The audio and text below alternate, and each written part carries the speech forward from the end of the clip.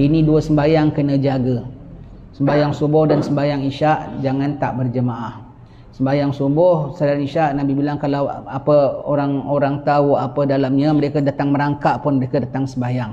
Apa daripada sembahyang subuh, sembahyang isyak berjemaah. Dan itulah dua sembahyang yang orang munafik tak sanggup datang. Sembahyang subuh dia masih malas badannya. Sembahyang isyak dia dah ngantuk, dia tak kuasa nak datang.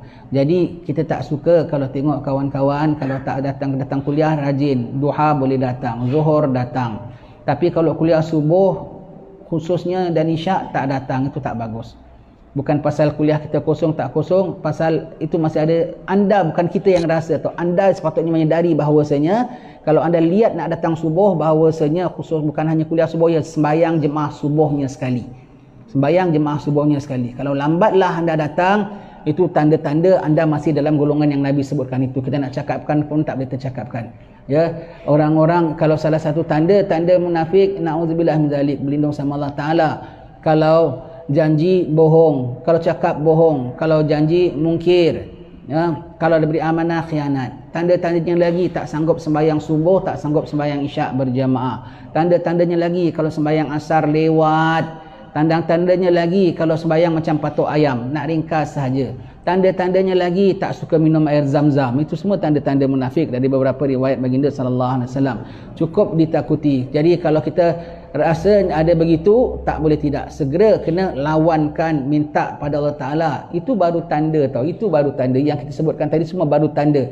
Tapi yang masalahnya ialah benda tu masih ada dalam diri kita. Kalau ada tanda tapi tak ada dalam diri kita tu, susahlah. Kalau awak sudah ada napasnya sesak, demamnya tinggi, dirianya kurang, rasanya tawar, rasa makan semua tawar belaka, agak-agak kalau test COVID-nya positif ke negatif. Itu namanya gejala. Itu namanya gejala, ya. Kalau gejala positif negatif COVID saja dah begitu, ini pun gejalanya begitu. Kalau tak activate subuhnya jemaah, tidak activate isyaknya, bermakna ada yang jam di dalam situ. Ada yang jam dalam situ. Banyakkan selawat Nabi paling tidak 100 kali setiap hari, itu untuk pembatal munafik kita. Itu paling batal munafik kita. Alangkan yang tak ada tanda pun boleh positif COVID, tak? Betul tak?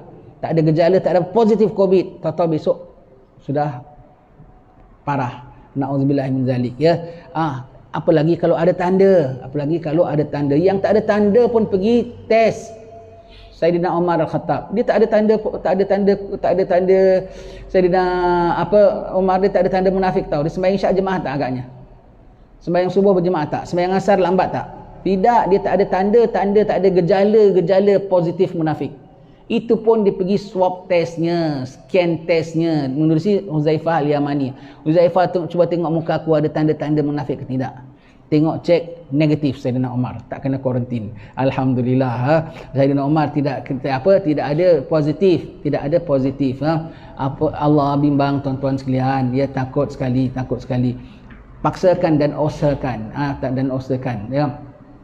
Tak bagus kalau tidak minat sembahyang subuh. Kalau kau tak datang kuliah subuh pasal kau ada kuliah tempat lain tu, tak kisahlah. Ataupun kau memang jemaah tempat lain ke, ada memang kerja tu memang urusan lah, memang tak ada cerita lah.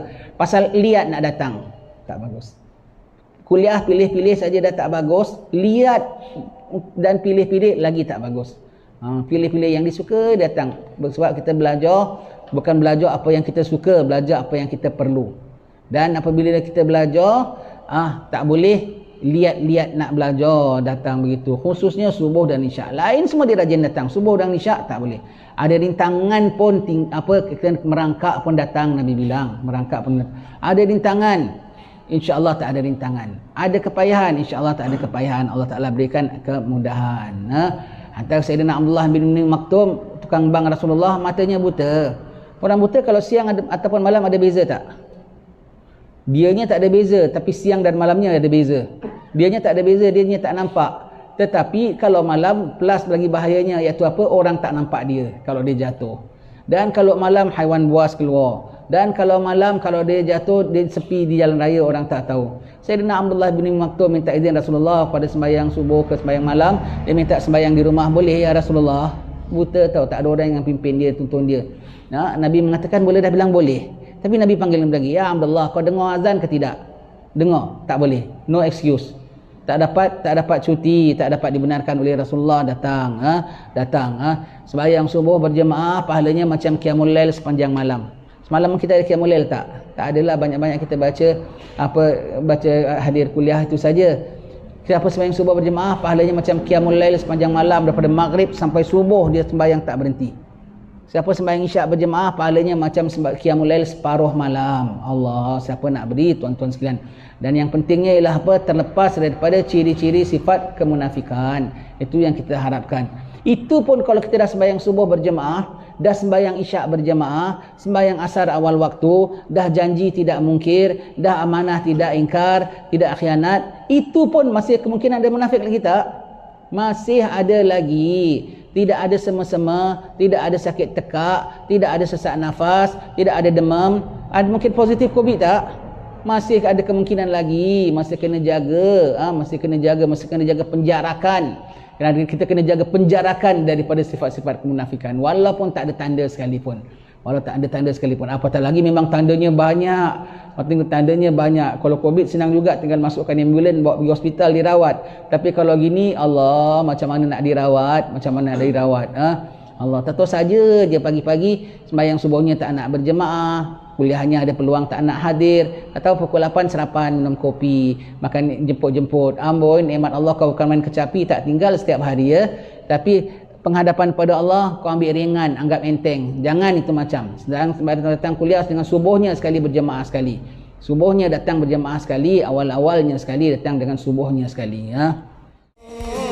Kekasih kita Nabi Muhammad